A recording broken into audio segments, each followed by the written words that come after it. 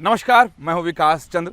सियासत में आप सभी का स्वागत है और आज बात करेंगे वक्फ बोर्ड की और उसे लेकर जो सियासत देश में चल रही है और अलग अलग ढंग से अलग अलग राजनीतिक पार्टियां उस पर अपनी राजनीति की रोटी सेकने की कोशिश कर रही हैं और पूरे देश भर के जो अलग अलग मुस्लिम संगठन हैं वो लोग भी अब एकजुट होकर एक राय बनाने में जुटे हुए हैं, क्योंकि वक्फ बोर्ड को लेकर मुस्लिम समाज की कोशिश ये है कि उनकी आवाज़ एक रहे ताकि सरकार के ऊपर दबाव बढ़े बने और जैसा वो चाहते हैं और जो मौजूदा वक्त में वक्फ बोर्ड का कानून है वो उसी तरीके से रहे। अगर सरकार कुछ तब्दीली लाना चाहती है, जैसा कि पहले भी आपको मैंने अपने वीडियोज़ में बताए हैं कि सरकार क्या बदलाव लाना चाहती है, उसके उद्देश्य क्या हैं, किस वजह से सरकार इस संशोधन बिल को लेकर आई है, तो बिल्कुल जो मुस्लिम संगठन है वो बिल्कुल नहीं चाहते हैं कि उसमें कहीं कोई बदलाव हो, परिवर्तन हो, क्योंकि मौजूदा वक्त में जो कानून है वक्फ बोर्ड को लेकर देश में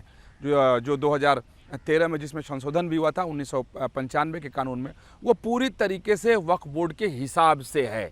तो इसलिए वो लोग बिल्कुल उसमें छेड़छाड़ नहीं चाह रहे हैं और इसके लिए वो अपनी आवाज़ बुलंद कर रहे हैं और उन लोगों की तरफ से कोशिश ये है कि सरकार के ऊपर इतना दबाव बना दे कि बहुत ज़्यादा उसमें छेड़छाड़ ना हो सके। तो सरकार की तरफ से भी अपनी राजनीति है, बीजेपी की भी अपनी राजनीति है, क्योंकि अलग अलग घटक दल जो हैं या अलग अलग जो पार्टियां हैं सब अपने अपने हिसाब से इस पर राजनीति कर रही हैं, अपने नफ़ा नुकसान को जोड़कर। कुछ राजनीतिक पार्टियां ऐसी हैं जो वो दिखा रही हैं कि बिल्कुल वो मुस्लिम समाज के साथ खड़ी हैं, वक्फ बोर्ड का वो समर्थन करती हैं, तो वहीं बीजेपी ये दिखाने की कोशिश कर रही है कि न वो किसी के विरोध में है न किसी के समर्थन में है, वो संविधान और कानून के साथ है कि अगर देश में एक संविधान है और देश में एक कानूनी व्यवस्था है तो उस कानूनी व्यवस्था से कोई व्यवस्था अलग कैसे हो, तो उसके कानून के दायरे में लाया जाए। और यही वजह है कि तमाम पार्टियाँ इसमें बहुत ज़्यादा खुलकर बोल भी नहीं पा रही हैं। अगर बोलती बिल्कुल इस पर जिस तरीके से संसद के अंदर तमाम राजनीतिक दल के नेताओं ने अपनी बात रखी थी और समर्थन और विरोध दोनों में अपनी बातें रखी थी, जो लोग विरोध में थे यानी वक्फ बोर्ड के मौजूदा कानून में छेड़छाड़ पसंद नहीं कर रहे थे, वो लोगों ने भी सदन के अंदर अपनी बात रखी थी जब बजट सत्र चल रहा था। लेकिन सरकार ने उनकी रणनीति को सदन के अंदर कहें तो नाकाम कर दिया। क्यों? क्योंकि जेसीपी को भेज दिया। जैसे ही सदन में वो बिल पेश हुआ, मैंने आपको पहले भी बताया था कि जेसीपी में पेश किया, संयुक्त संसदीय समिति में विपक्ष की तरफ से मांग होता उसके पहले ही सरकार ने जेसीपी की बात कर दी कि हम उसे भेज देते हैं, उसमें विचार कर लिया जाए, अगर किसी को एतराज़ हो तो उसमें चला जाए, उसमें बहस होगी, उसमें अपनी मांग रखें, उसमें जो बदलाव आ जाएगा सरकार उसको स्वीकार करेगी, फिर वो बिल पास हो जाएगा।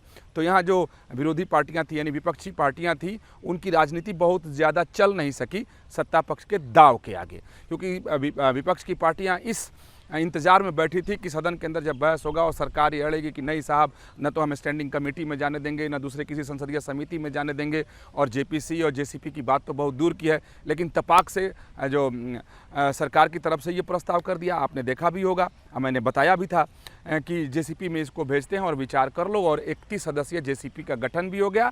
और आपको बता दूं कि उसका जो अध्यक्ष बनाया गया है वो वरिष्ठ सांसद बीजेपी के हैं, कई बार के सांसद रहे हैं, जगदम्बिका पाल, उनको उस जेसीपी का यानी संयुक्त संसदीय समिति का अध्यक्ष बनाया गया है।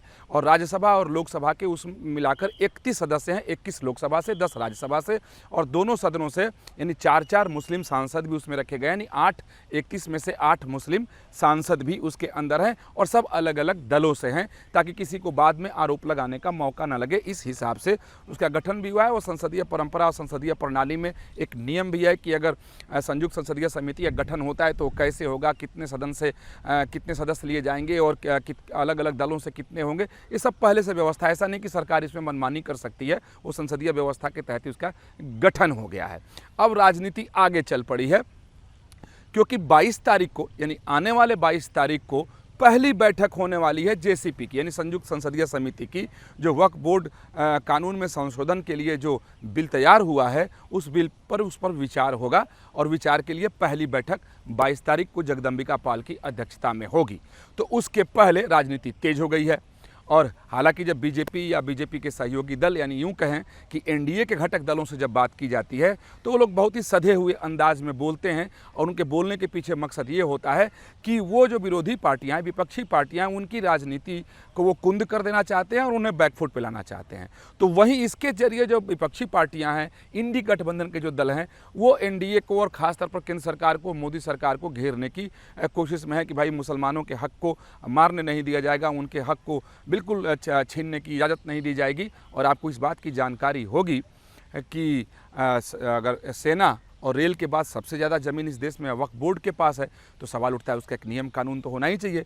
लेकिन उसके लिए तो कानून इस तरीके से है कि आप सुनकर हैरान हो जाएंगे। जो मैंने पहले बताया था कि उस पर जो मौजूदा वक्त में कानूनी ढांचा अपने देश का है, जो कानूनी प्रक्रिया, उसे बाहर ही रखा गया है।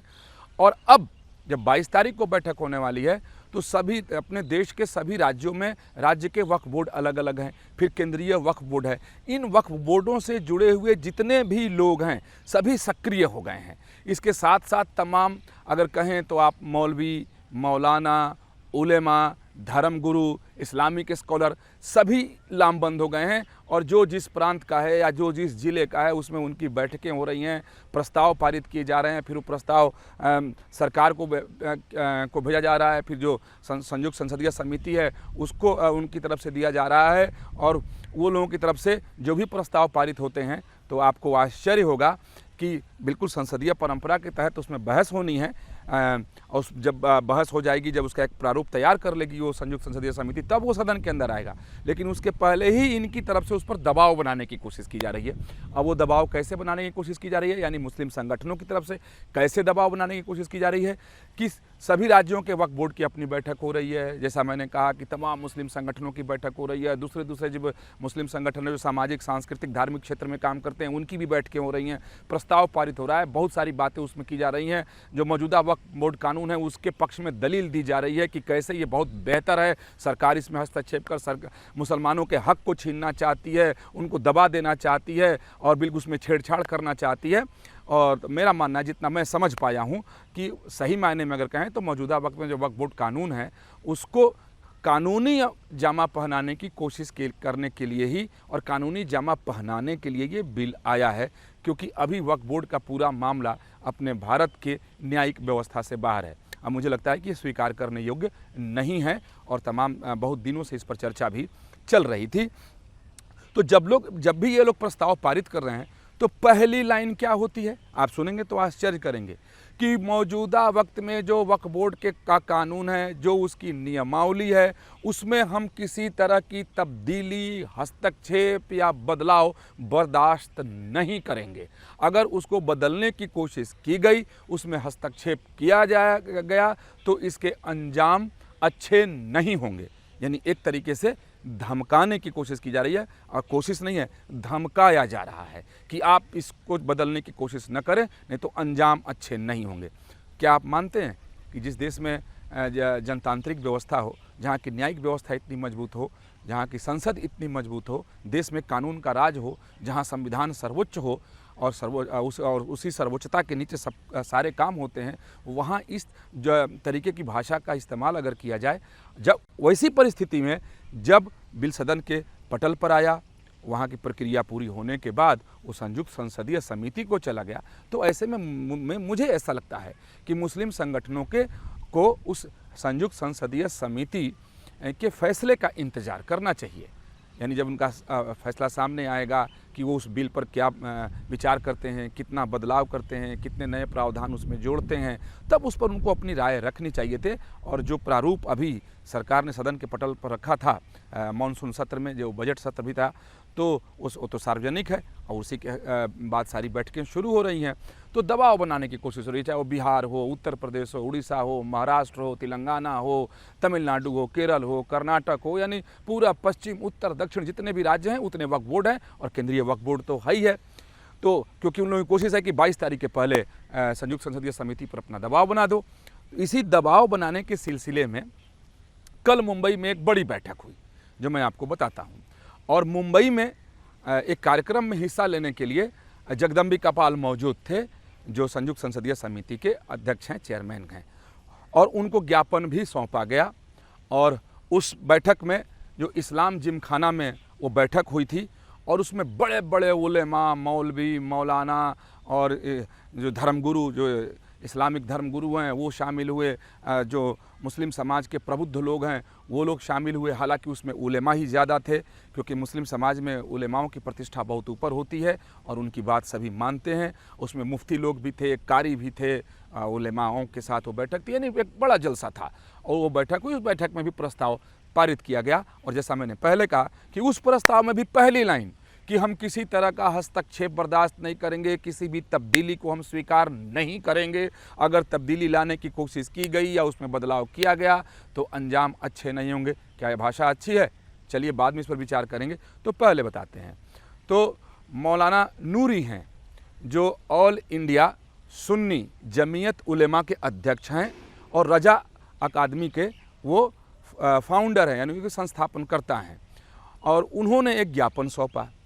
आप जैसा नाम मैंने बताया कि ऑल इंडिया सुन्नी जमीयत उलेमा के वो अध्यक्ष हैं और जो मशहूर रजा अकादमी है उसके भी वो कहें तो इस समय अध्यक्ष हैं, क्योंकि स्थापना ही उन्होंने की थी। और उन्होंने ये ज्ञापन जगदम्बिका पाल को सौंपा और उसमें उन्होंने ये मांग की कि भाई तमाम तरह की बातें हैं और जितनी भी वक्फ की संपत्ति है वो सब मुस्लिम जो पहले हुए, जो पुरखे हमारे हैं, जो गुजर गए या तमाम मुस्लिम श्रद्धा में आकर अपनी संपत्ति वक्फ करके गए हैं, उसमें हम बदलाव और हस्तक्षेप नहीं चाहते हैं। अब बिल्कुल सत्य बात है कि बहुत सारी ऐसी संपत्ति है कि जो सही मायने में मुस्लिम समाज के लोगों ने बड़ी ही श्रद्धा के साथ वक्फ बोर्ड को दान कर दी थी और अभी भी दान करते भी हैं। और आपको जानकर होगा कि 9,40,000 एकड़ लैंड इस देश में है, जो मैंने पहले आपको बताया था ना कि सेना और हिल्स के बाद तीसरे नंबर पर ये है। तो ऐसे में सवाल उठता है, हालांकि पहले बता दूं कि ज्ञापन उन्होंने सौंपा और ज्ञापन सौंप करके उन्होंने अपनी मांग रखी और कहा कि हम लोग इसमें बदलाव बिल्कुल बर्दाश्त नहीं करेंगे, क्योंकि उन लोगों के पूर्वजों के द्वारा दी गई ये संपत्ति है, उन लोगों के द्वारा दान दी गई ये संपत्ति है जो मुसलमानों की ही है और मुसलमानों के पास ही रहनी चाहिए। इसमें वो लोग किसी तरह की दखलंदाजी और हस्तक्षेप नहीं चाहते हैं। तो हालांकि जगदम्बिका पाल ने अपनी तरफ से उन्हें बताया कि उनके ज्ञापन को स्वीकार किया और कहा कि आप लोगों की बात को मैं जब बैठक होगी तो मैं उसमें रखूंगा और ज़रूरत पड़ी तो आप सब लोगों को दिल्ली बुलाऊंगा और आप बैठक के सामने भी अपनी बात रखिएगा। बतौर अध्यक्ष उन्होंने बहुत सधे हुए अंदाज में उन लोगों को संतुष्ट करने की कोशिश की। सवाल यहाँ पर उठता है कि इस तरीके की जो बैठकें हो रही हैं, बातें हो रही हैं, और आपको बता दूँ कि 2009 में जितनी प्रॉपर्टी थी वक्फ बोर्ड के पास 2022 में आते आते वो 2 गुनी से ज़्यादा हो गई। ऐसे में शक पैदा होता है कि अरे साहब 2009 में कि लगभग 4 लाख एकड़ से ज़्यादा भूमि थी वक्फ बोर्ड के पास, 2022 में वो 9,40,000 एकड़ कैसे हो गई? किन लोगों ने दान कर दिया? उसके रिकॉर्ड क्या हैं? मैं यहाँ फिर से एक बार इस बात को साफ करना चाहता हूँ कि हाँ, बिल्कुल सत्य है कि अधिकतर जो उसकी संपत्ति है वो मुस्लिमों के द्वारा दान की गई है। और जब मुस्लिमों ने दान की थी या करते हैं तो इसलिए वक्फ बोर्ड का गठन किया गया था ताकि उसकी देख रेख हो सके, उसका बंदर बांट ना हो और उसका उपयोग सामाजिक, धार्मिक, सांस्कृतिक कार्यों के लिए हो, मदरसे बनाने के लिए हो, उसमें मकतब बनाने के लिए हो, उस पर जामिया बनाने के लिए हो या समाज की सेवा के लिए कुछ भी बनाने के लिए हो, गरीब मुसलमानों का उसे मदद हो सके। लेकिन हकीकत आज अलग है। आज कुछ लोग हैं जो जमे हुए हैं वक्फ बोर्ड की संपत्ति पर और वो उसे अपने मनमाने ढंग से उसका इस्तेमाल करते हैं। और मज़े की बात है कि कोई कानून लागू नहीं होता है, वो अपने हिसाब से कानून अपना चलाते हैं। सवाल उठता है कि क्या 100% जो आज के डेट में वक्फ बोर्ड के पास संपत्ति है क्या सिर्फ मुस्लिमों के द्वारा दान दी गई संपत्ति है? तो फिर सरकारी इमारत उसमें कैसे आ गई? जैसे कि सूरत नगर निगम का भवन कैसे आ गया? फिर बेंगलुरु का 5 स्टार होटल कैसे आ गया? इस राष्ट्रीय राजधानी दिल्ली में तमाम ऐसी सरकारी ज़मीनें हैं जो वक्फ बोर्ड कहता है कि हमारे रजिस्टर में लिखा हुआ है, हमारी संपत्ति है। तो क्या 100% जो आज के डेट में वक्फ बोर्ड का दावा है या जिस रिकॉर्ड की वो बात करते हैं, क्या उनके पास प्रूफ है कि 9,40,000 हेक्टेयर जो भूमि उनके पास है और लगभग आपको मैं बता दूं कि 8 लाख से ज़्यादा परिसंपत्ति है? तो जो परिसंपत्तियां जिसका कुल जो एराजी है, रकबा है, वो जैसा मैंने बताया कि 9,40,000 एकड़ है। क्या सबके कागजात उनके पास हैं? सबूत है? नहीं होंगे, क्योंकि बहुत सारी संपत्ति उसमें बहुत पुरानी होगी। जब नवाबों का वक्त होगा उस समय की होगी या जब मुगलों का शासनकाल था तब की होगी। लेकिन तब से तो तमाम इस देश की व्यवस्था बदल गई। अब आप सोचें कि पूरा गांव कैसे क्या वक्फ बोर्ड की संपत्ति हो सकती है कि कह दिया जाए कि पूरा गांव खाली करो, 400 घर उसमें है। तो इस तरीके की तमाम विसंगतियां उसमें हैं, जिसको दुरुस्त करने के लिए मोदी सरकार ने संशोधन बिल पेश किया, ताकि उसमें जो विसंगतियां हैं उसको दूर किया जाए, उसको सही ढंग से कानूनी जमा पहनाया जाए और वाजिब में जो वक्फ बोर्ड की संपत्ति है उसका सदुपयोग हो मुस्लिम समाज के लिए, उनके उत्थान के लिए उसका उपयोग हो, उनके धार्मिक सामाजिक आर्थिक उन्नयन उनके हों उसके कारण। आज तो ऐसा कुछ भी नहीं दिखाई देता है। तो मेरा एक ही सवाल है कि क्या वो 9,40,000 एकड़ जो भूमि है, क्या सभी की सभी भूमि मुस्लिमों के द्वारा दान की गई है? मैं आपको बताता हूं कि नहीं की गई है। उसमें से ज़्यादातर संपत्ति मुसलमानों की है, लेकिन बहुत सारी संपत्ति, लाखों एकड़ ऐसी संपत्ति उसमें है जो विवादास्पद है। किसी ने जाकर के वक्फ बोर्ड में लिखवा दिया, उन्होंने रजिस्टर में दर्ज कर लिया, क्योंकि जो वक्फ बोर्ड का कानून है उसका क्लॉज 3 ये कहता है कि वक्फ बोर्ड ऐसा सोचता है या वक्फ बोर्ड को ऐसा लगता है कि ये संपत्ति उसकी है तो उसकी है। अब ऐसे में तो किसी भी संपत्ति पर वो हाथ डाल दें, और उन्होंने डाला भी है। अगर सब उन्हीं के, तो ये बताएं फ्लाईओवर के ऊपर मजार बन गया, वक्फ बोर्ड का कैसे हो गया? इस दिल्ली के गोलचक्कर पर मस्जिद बन गए, सड़क सरकारी भूमि वक्फ बोर्ड की भूमि कैसे हो गई साहब? तो इस तरीके से तमाम सारी ऐसी संपत्ति है, भवन हैं, ज़मीन हैं जो विवादास्पद हैं, जिस पर न जाने कितने वर्षों से लोग दौड़ रहे हैं, वक्फ बोर्ड के ट्रिब्यूनल के चक्कर काट रहे हैं, वो सुनवाई करते ही नहीं हैं। लाखों की ऐसी संपत्ति है जो गैर मुसलमानों के, जिसमें हिंदू भी हैं, सिख भी हैं, ईसाई भी हैं, अन्य समाज के लोग हैं, जो उनकी नहीं है। तो नहीं है कि नहीं, अब जब सरकार ने प्रावधान किया कि इसमें गैर मुस्लिम भी वक्फ बोर्ड में होंगे या उसके जो भी संगठन और बनेगा उसमें होंगे, ये बिल्कुल उनका ऐतराज़ है। क्यों होंगे भाई? मुस्लिम समाज के ही तमाम जो दूसरे ग्रुप हैं उनका प्रतिनिधित्व उसमें नहीं है। तो उन्होंने कहा कि ये उन लोगों को भी लाया जाएगा। तो मूल बात यह है कि जो वक्फ बोर्ड की संपत्ति है, जिस मलाई को लोग आज तक खाते आ रहे हैं, चंद लोग, एक ग्रुप है पूरे मुस्लिम समाज को, मुझे नहीं लगता कि जितने लोगों से मैं बात करता हूँ, लोगों की राय जानने की कोशिश करता हूँ, तो मुझे लगता है कि मुस्लिम समाज जो है इस बात से खुश है और वो चाहता है कि एक ऐसा पारदर्शी कानून बन जाए कि जिसके बाद ये पता चल जाए, बिल्कुल शीशे की तरह साफ दिख जाए कि आखिर ये संपत्ति है तो कितनी है, किसकी है और इसका उपयोग क्या हो रहा है।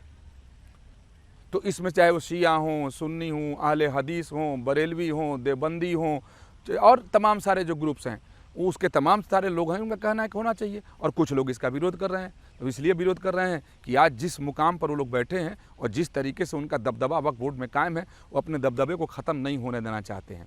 तो अब लगातार 22 तारीख को बैठक है और उसके पहले देश भर में बैठकें हो रही हैं, उलेमाओं की, मौलानाओं की, मुफ्तियों की, मौलवियों की, इस्लामिक स्कॉलर्स की, धर्म गुरुओं की, और सबकी एक ही राय लगभग समझ में आ रही है। और कुछ मौलाना ऐसे ज़रूर हैं जो बहुत ही बीच के रास्ते को लेकर बोल रहे हैं, या ये कह सकते हैं कि न्याय संगत बात बोल रहे हैं कि ऐसा है, कानून बनता है तो हमारा हक न मरे, और जो वाजिब में विवादित चीज़ें हैं और वो चीज़ें ख़त्म होनी चाहिए और जो उनकी संपत्ति है उनको मिल जानी चाहिए।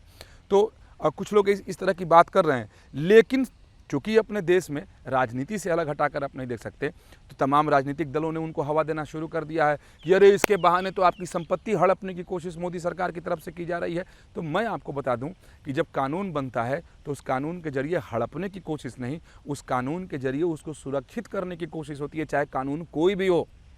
कानून कभी अन्याय के लिए नहीं बनता है, कानून कभी किसी को परेशान करने के लिए नहीं बनता है। कम से कम अपने देश की बात आप देखें, कानून को देखो कि हमेशा कानून बनता है कि जो व्यक्ति निर्दोष है या जो जायज़ चीज़ है उसकी सुरक्षा वो कानून करे। अब कोई ये चाहे कि मैं नाजायज़ चीज़ है और कानून इसकी सुरक्षा करे, तो भाई कम से कम इस देश में कानून का राज है, ऐसा नहीं हो सकता। कानून कानून की तरह होता है और कानून कानून की तरह अपने देश में चलता है। तो ये वक्फ बोर्ड है, 22 तारीख को बैठक है, उसके पहले देश भर में बैठक हो रही है और इस्लाम जिमखाना में बड़ी बैठक उलेमाओं की हुई और उन उलेमाओं ने अपनी तरफ से ये साफ़ कर दिया है कि वो तब्दीली बर्दाश्त नहीं करेंगे। तो अब यही देखना है और इंतज़ार करना है, और मैं कहूँगा कि आप भी इंतज़ार करिए कि वो दबाव कितना मोदी सरकार के ऊपर पड़ता है या उस संयुक्त संसदीय समिति पर पड़ता है, और उस संयुक्त संसदीय समिति किस रूप में उस बिल को अब तैयार करती है। क्योंकि इस बिल के आने के बाद ये उम्मीद तो हो गई है कि आज तक जो असीमित अधिकार वक्फ बोर्ड को मिला हुआ है और मनमाने ढंग से वो लोग काम करते हैं, उस पर लगाम तो लग ही जाएगा। तो चलिए, फिर मिलेंगे और किसी दूसरे टॉपिक पर बात करेंगे।